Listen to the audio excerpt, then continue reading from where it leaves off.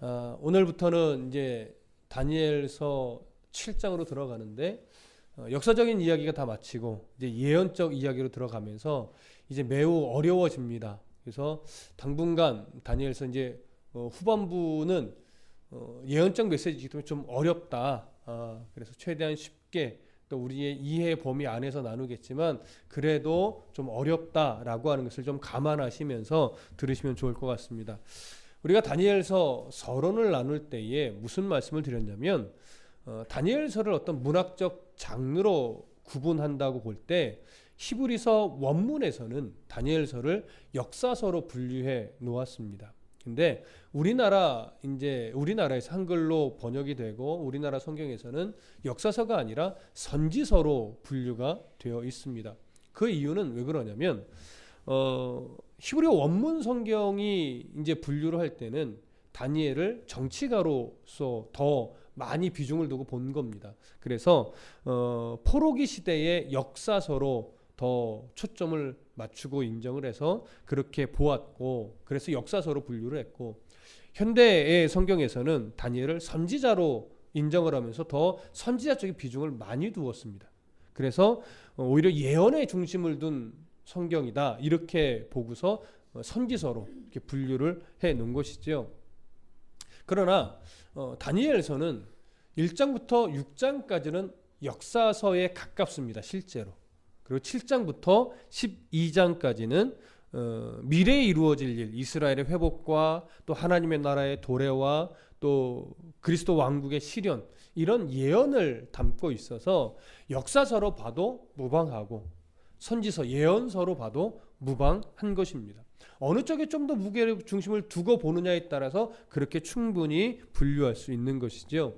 그래서 우리는 저번 시간까지 역사서로서의 다니엘을 다 살펴보았습니다. 나름 역사적 내용이기 때문에 재미도 있기도 하고 그에 따른 은혜로운 메시지도 있고 또 흥미롭기도 하고. 근데 오늘부터는 이제 다분히 상징적인 이야기들이 주로 기록되어 있습니다.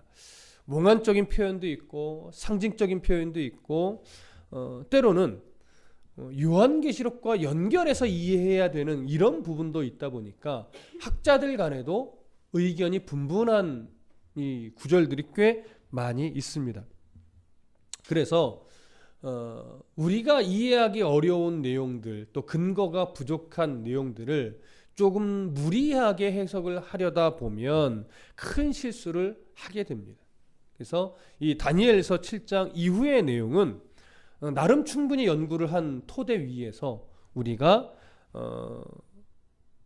이해할 수 있는 단계까지만, 그리고 우리가 말할 수 있는 부분까지만 살펴보면서 건강한 이해의 방향성이 무엇인가에 대해서 초점을 맞춰서 이제 앞으로 살펴보도록 할 것입니다. 7장부터 12장 우리가 앞으로 이제 또 여러 주에 걸쳐 살펴보게 될 텐데 7장부터 12장은요 다니엘이 이제 하나님 앞에서 받은 4가지 예언을 주로 다룹니다. 4가지 예언이에요. 이 내용의 핵심을 간략하게 정리해 보자면 어떻게 표현할 수 있냐면 바다에서 나온 4마리의 짐승, 그리고 그의 나라로 인해서 하나님의 자녀들이 얼마나 그 엄청나다고 표현할 수 있죠. 큰 환난을 겪게 될 것인가.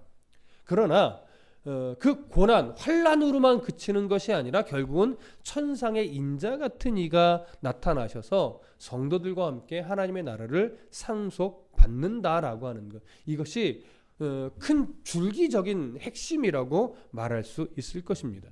짐승이 다스리는 나라는 결국 불원 중에 끝이 나고, 그리고 그때 하나님의 나라가 도래할 것이라고 하는 것, 이런 메시지가 결국 이 다니엘서 7장 이후에도 남겨 있고, 이런 내용은 어디에서도 우리가 확인했었냐면 요한계시록에서도 변하지 않는 예언적 메시지의 핵심이었습니다. 이렇게 예언적 메시지로 이렇게 쭉 진행이 되는 7장부터 12장 중에 어떤 장이 조금 더 중요합니까? 라고 물어본다면 7장이라고 말씀드릴 수 있습니다.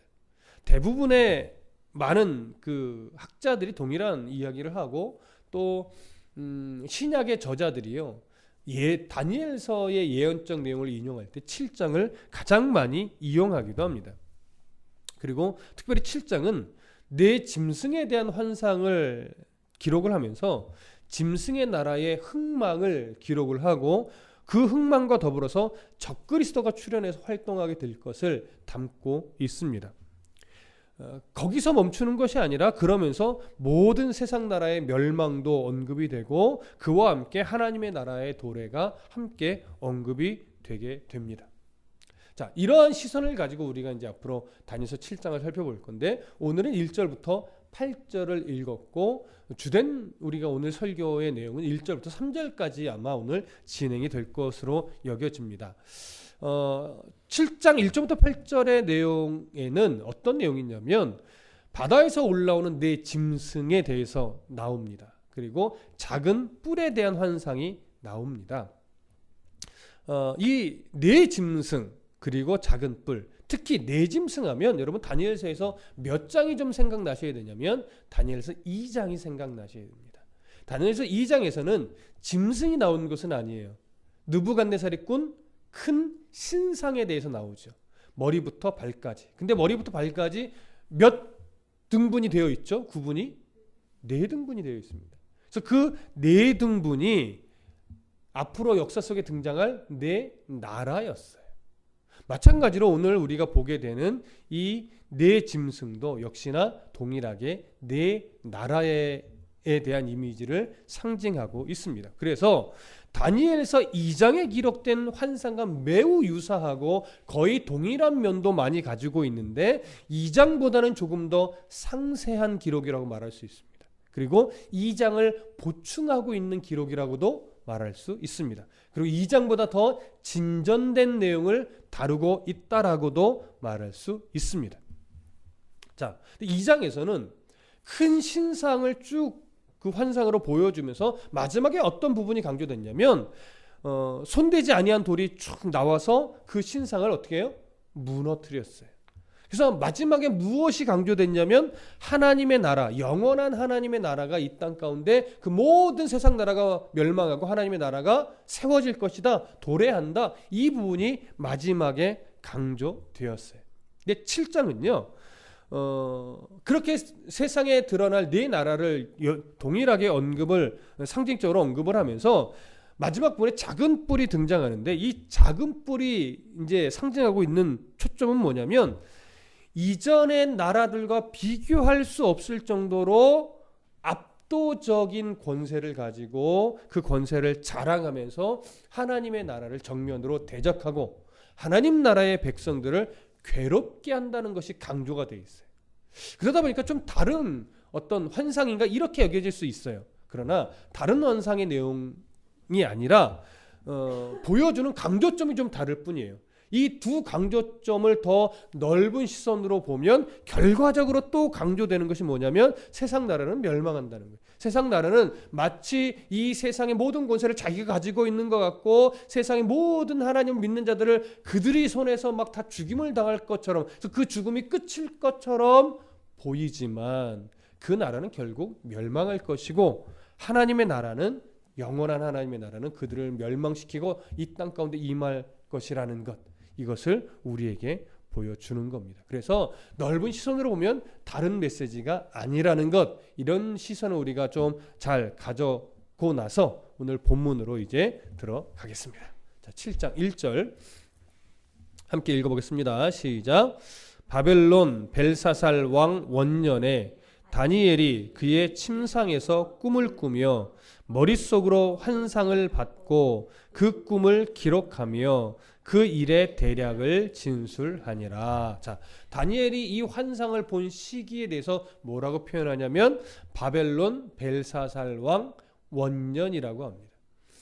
우리가 벨사살 왕에 대해서 5장에서 다룰 때에 무슨 말씀을 드렸냐면 벨사살 왕은 바벨론의 마지막 통치자라고 말씀드렸어요. 근데 마지막 통치자임에도 불구하고 정식 왕이다 아니다?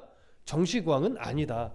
정식 왕은 그의 아버지 나보니두스고 나보니두스가 대략 17년간을 통치를 했는데 그가 홀로 왕으로서 통치한 기간은 7년, 물론 3년으로 보는 견해도 있습니다. 우리는 7년으로 보았습니다. 7년간 홀로 통치를 하고 나서 달신을 섬기기 위해 대마로 자기가 가면서 아들을 섭정하는 통치자로 세워놓고 가게 되죠. 그래서 실제적인 마지막 통치자는 벨사살이었습니다. 이렇게 본다면 벨사살 원년이라고 하는 것은 나보니두스가 7년간 통치하고 대마로 갔을 그 시점, 막 섭정을 해서 통치가 시작됐을 바로 그때입니다. 이때가 이제 주전 대략 549년 정도로 보는데 이때 다니엘의 나이는 72세 정도로, 어쩌면 정계에서 거의 은퇴했거나 왕을 섬기기보다 그냥 궁의 한쪽 일을 맡아서 하고 있거나 아마 그 정도의 위치였을 것으로 봅니다. 그리고 다니엘서 5장에 기록된 이 잔치의 일들, 거기서 벽에 하나님의 손이 나와서 글을 썼던 이 사건을 기준으로 본다면 대략 10년 전이에요. 그러니까 5장보다 이 환상을 본 것은 10년 앞선 일이라고 하는 것을 우리가 여기서 알 수 있습니다. 그때에 바로 그렇게 벨사살이 섭정하여 통치를 막 시작했을 그때에 다니엘이 이제 어느 날 잠을 자는데 침상에서 꿈을 꾸며 머릿속으로 환상을 받았다라고 성경이 이야기를 합니다. 꿈, 환상 다른 단어를 쓰고 있고 히브리어로도, 여기서는 아람어죠. 아람어로도 다른 단어를 쓰고 있지만 같은 의미로 우리가 보여집니다. 그래서 깨어있는 중에 환상을 줬다는 얘기는 아니에요. 잠을 자고 이제 꿈을 꾸는데 그 꿈에서 하나님이 환상으로 하나님의 어떤 계시적 메시지를 주셨다라고 하는 겁니다. 그러나 꿈속에서 주셨다라고 해서 다니엘이 뭐 정신없이 본 것이냐, 그것이 아니고 아주 선명하게 다 기억할 수 있도록 하나님이 그렇게 환상을 주신 것이면은 틀림이 없습니다. 그러고 나서 이어서 뭐라고 말을 하냐면 그 꿈을 기록하며 그 일의 대략을 진술했다, 이렇게 기록을 하지요. 그 일의 대략이라고 표현하니까 마치 그 일에 대한 어떤 요약적 기록이다라고 여겨질 수 있겠지만, 여기서 말하고 있는 대략이라는 표현은요, 가장 핵심적이고 가장 중요한 내용이라는 의미예요. 그러니까 다니엘은 지금 자기가 꿈속에서 환상으로 본 내용을 전부 다 기록한 것은 아니에요. 그리고 다 기록하기도 어려웠을 겁니다. 근데 성령의 도우심으로 인해서 자기가 본 환상 중에 가장 핵심적이고 가장 중요한 내용을 잘 정리해서 기록을 했다. 꼭 전달해야 되는 내용을 기록을 했다. 이런 의미로 우리가 이해하시면 될 겁니다. 그 다음에 이제 2절로 넘어가겠습니다. 2절 함께 읽어봅니다. 시작. 다니엘이 진술하여 이르되 내가 밤에 환상을 보았는데 하늘에 네 바람이 큰 바다로 몰려 불더니. 자, 중요한 초점은 중간 이유죠. 꿈속에서 뭘 봤냐면 첫 번째로 본 게 하늘에서 네 바람이 불어오는데 큰 바다로 몰려 불었대요. 자, 네 바람은 무슨 바람이냐? 뭐 찬바람, 더운 바람 이런 식의 네 바람이 아니라 동쪽에서 불고 서쪽에서 불고 남쪽에서 불고 북쪽에서 불고, 그러니까 네 방향에서 바람이 불어오는데 어디로 몰려 불어요? 큰 바다로 몰려서 불었다라고 하는 거예요. 자, 성경에서 바다 하면 주로 무엇을 상징하느냐? 세상의 모든 나라와 민족들을 상징합니다. 그러면서 또 무엇을 상징하는 경우가 또 많냐면 하나님의 주권적인 통치를 싫어하는 그런 세력들, 하나님을 대적하는 세상의 세력, 이런 세력들을 세상으로 표현하기도 합니다. 또 그리고 그것만이 아니라 세상의 어떤 왕국들 배후의 역사는 강력한 사단의 세력도 세상이라고 표현하기도 합니다. 오늘 본문에 등장하는 이 바다는요, 그렇게 세상 모든 나라가 포함이 돼요.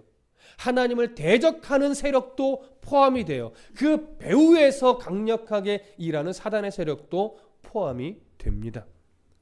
바로 그러한 세상 가운데 네 바람이 불어오는 거예요. 한 방향으로만 거세게 바람이 불어도 바다가 파도가 치며 정신을 차릴 수 없게 되는데 네 방향에서 바다로 바람이 불어온다면 이 바다는 정말 대혼란일 겁니다. 근데 이렇게 무서운 바람의 근원이 어디서부터 출발한 거라고 말하고 있냐면 하늘에서부터 출발한다고 말하는 거예요. 하늘에서 바람이 불어와요. 네 방향에서. 근데 그 바람이 하늘에서 시작된 바람이 큰 바다를 향해서 몰려 부는 겁니다. 자, 그러면 이 세상 악한 세력, 세상의 통치, 나라, 사단의 세력, 이런 세력들을 지금 의미하는 이 바다로 하나님이 하늘에서 네 방향에서의 바람을 다 불게 한다. 무슨 의미일까요? 조금 이해하기가 좀 어렵기는 합니다. 크게는 두 가지 견해가 있습니다. 하나는 뭐냐면 하나님의 심판이다. 세상을 향한 하나님의 심판을 의미한다. 이런 견해가 하나 있고, 또 하나는 뭐냐면 하나님을 대적하는 이 세상의 이 역사 얼마나 혼란스럽습니까? 수많은 전쟁, 많은 그리스도인에 대한 핍박, 이런 수많은 역사 가운데 일어나는 이 어지러운 세상이지만 그 세상 역사를 하나님이 그냥 방치하는 것이 아니고 결국 하나님이 끝까지 간섭하시고 섭리하시면서 그렇게 혼란한 세상이지만 그 혼란한 세상이 결국은 어느 방향성을 가지고 간다? 하나님이 작정하신 계획의 방향성을 가지고 그 세상이 흘러가고 있다. 이러한 하나님의 간섭을 의미한다. 이렇게 보는 견해도 있습니다. 여러분은 어떤 견해가 좀 옳다고 여겨지십니까? 어느 견해도 단정하기는 좀 어렵습니다. 그러나 다니엘서 전반적인 문맥의 중심에 흘러가는 핵심이 뭐냐면 세상의 역사를 이끌어 가시는 하나님의 절대 주권입니다. 이런 시선으로 본다면 오늘 하늘에서 부는 바람은 이 세상의 혼란스러운 세상의 역사가 하나님의 외면 가운데 일어나는 것이 아니라 결국은 그 혼란한 세상도 하나님이 간섭하고 계시다라고 하는 이런 하나님의 절대 주권을 보여주는 의미라고 할 수 있을 겁니다. 물론 이것은 숙명론을 말하는 것은 아닙니다. 세상은 악하고 사단의 세력도 참으로 교묘하게 세상을 어지럽히지만 그 가운데 하나님은 그 세상을 그냥 놓치는 것이 아니라 숙명론적으로 다 정해놓지는 않으셨지만 그 악한 세력이 어떻게 세상을 혼란스럽게 만든다 할지라도 하나님은 자신의 계획을 이루어감에 있어서 실패한다, 실패하지 않는다? 실패하지 않는다라고 하는 의미를 우리가 여기서 보게 되는 겁니다. 자, 이해되셨죠? 그런 의미가 2절에 담겨 있습니다. 자, 이제 3절을 보겠습니다. 함께 읽습니다. 시작. 큰 짐승 넷이 바다에서 나왔는데 그 모양이 각각 다르더라. 자, 하늘의 네 바람이 큰 바다를 향해서 몰려 불고 있는 중에, 자, 그 바다에서 뭐가 나왔냐면 큰 짐승이 나오는데 4마리가 나왔어요. 근데 4마리가 나오는데 모양이 다 달라요. 자, 그러면 이 큰 짐승 넷의 실체가 뭐냐? 이 부분을 우리가 좀 생각을 해봐야 되는데 그 뇌 짐승에 대한 자세한 설명은 이제 4절부터 시작되는 거예요. 이건 우리가 다음 시간에 살펴볼 겁니다. 자, 그러면 오늘은 큰 짐승 넷의 실체에 대해서만 좀 살펴볼 건데 바다는 세상의 모든 악한 세력, 나라와 민족들, 어떤 배후에서 역사하는 사단의 세력, 이런 것을 상징한다고 말씀드렸어요. 그러한 세상에서 나오는 큰 짐승은 뭐냐? 바로 이 사단의 강력한 세력을 등에 업고 세상 가운데 등장하는 네 나라라고 말할 수 있습니다. 자, 왜 이렇게 네 나라라고 말할 수 있느냐? 좀 전에 제가 어떤 말씀을 드렸죠? 지금 7장은 다니엘서 몇 장과 유사하다? 2장에서 느부갓네살이 환상 중에 본 내용과 유사하다.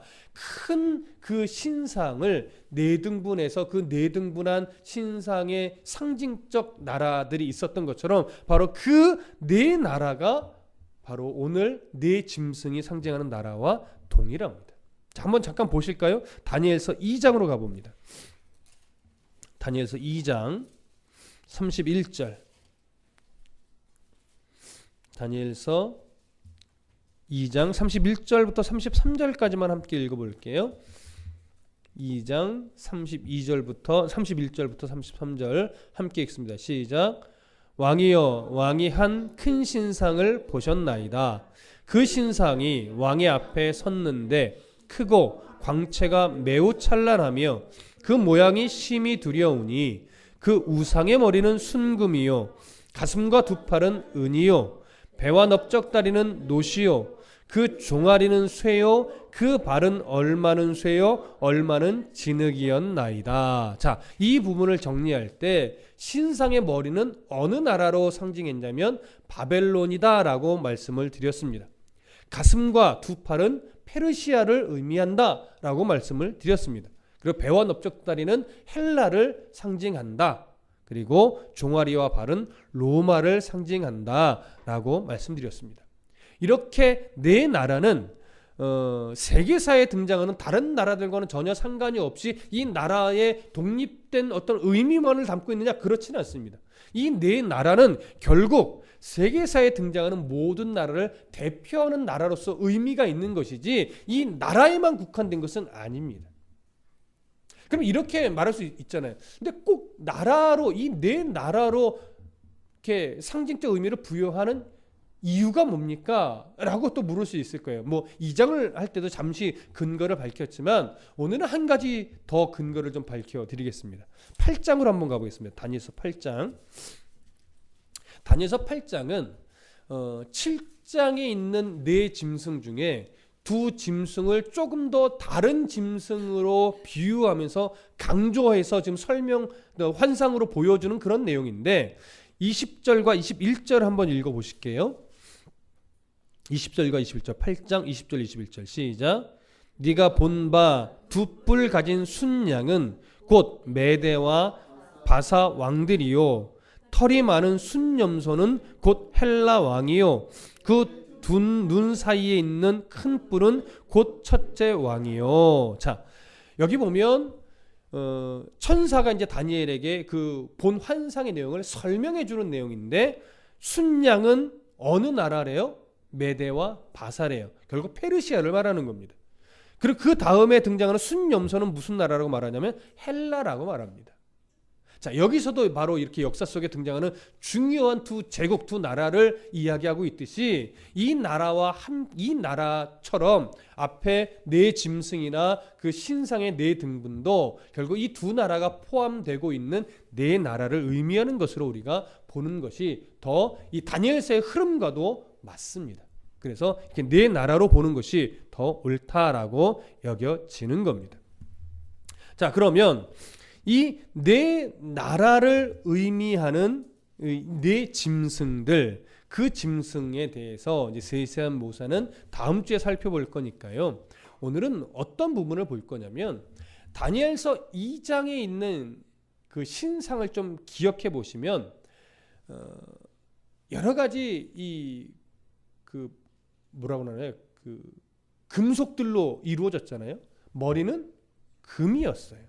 근데 아래로 내려가면서 더 고급한 금속인가요? 더 보잘것없는 금속인가요? 아래로 내려갈수록 더 보잘것없는 금속으로 되어 있었습니다. 근데 이제 다음 주에 살펴볼 네 짐승은요, 뒤로 갈수록 그 짐승이 더 잔인하고 더 포악한 짐승의 모습을 하고 있습니다.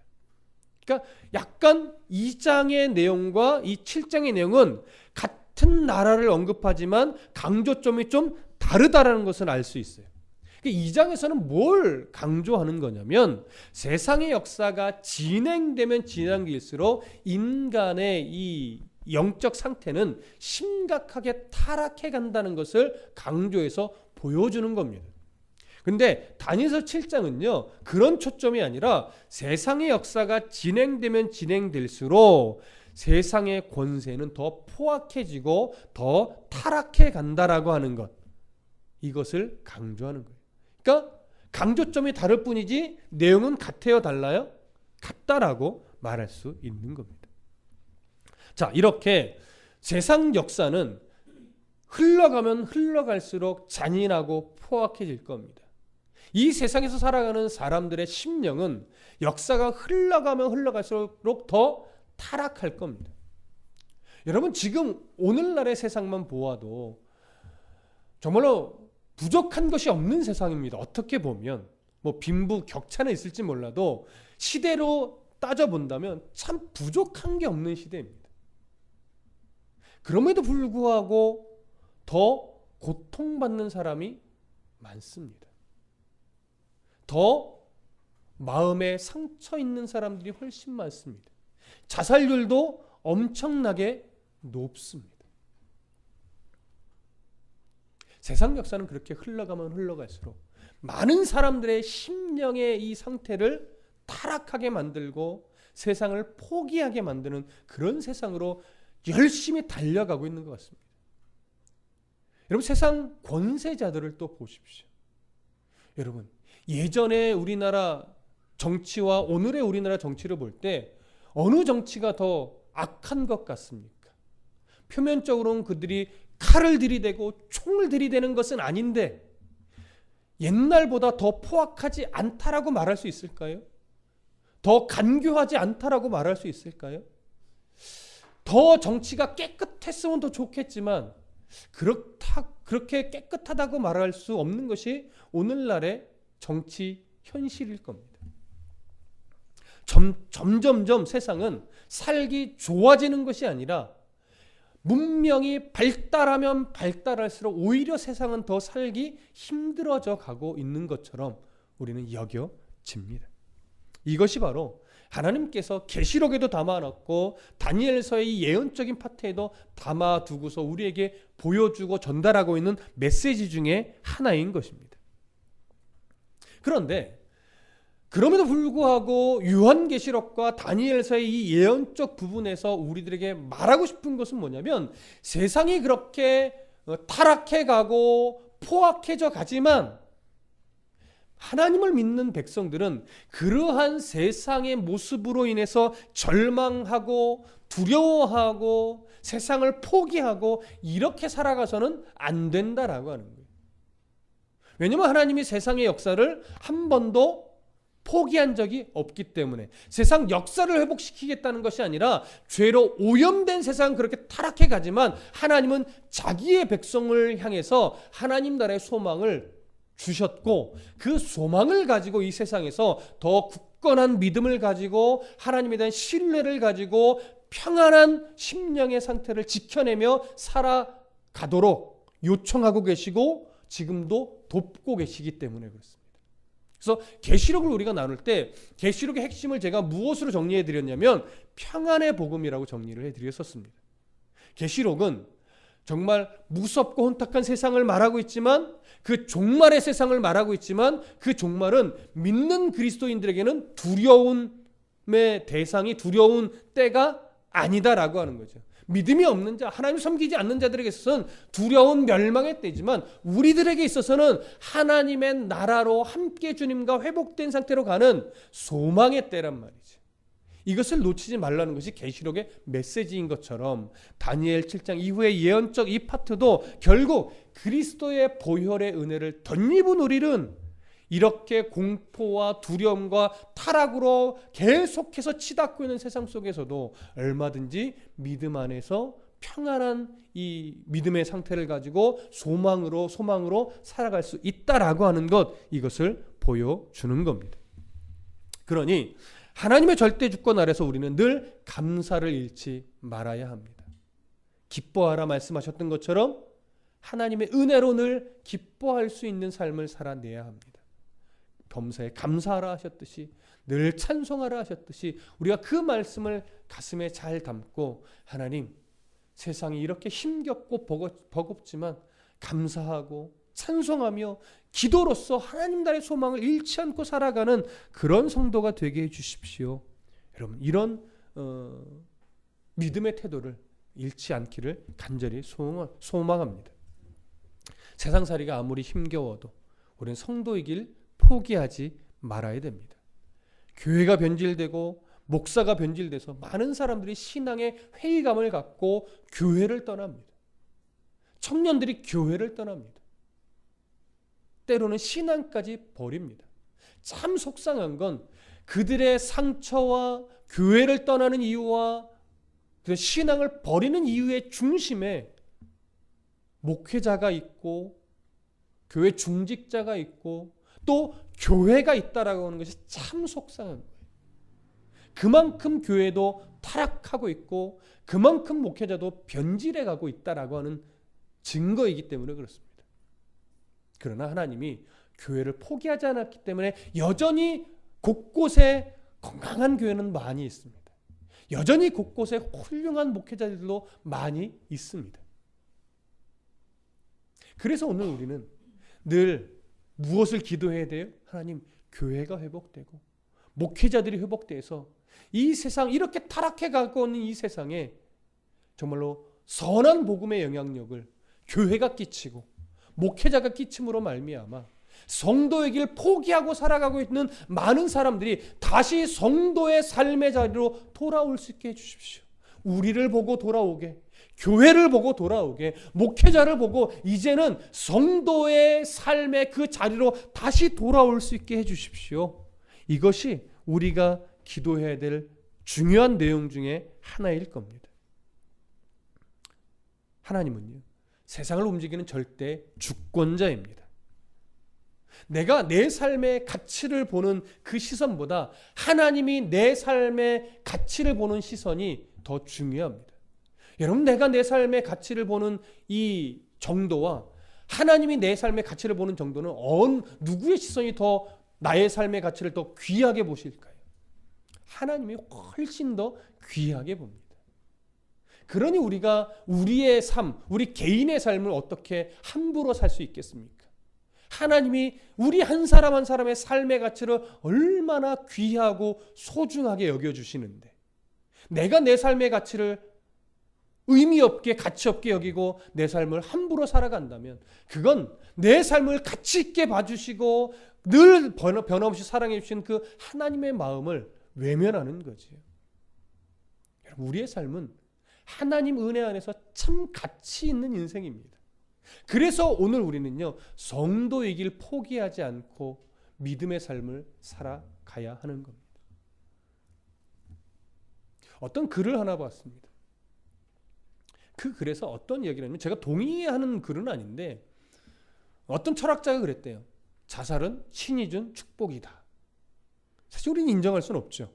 인정이 되지 않습니다. 근데 그 글 중에 어떤 글귀가 제 눈을 좀 사로잡았냐면, 이 세상에 존재하는 생명체 중에 자살을 시도할 수 있는 건 사람밖에 없다는 겁니다.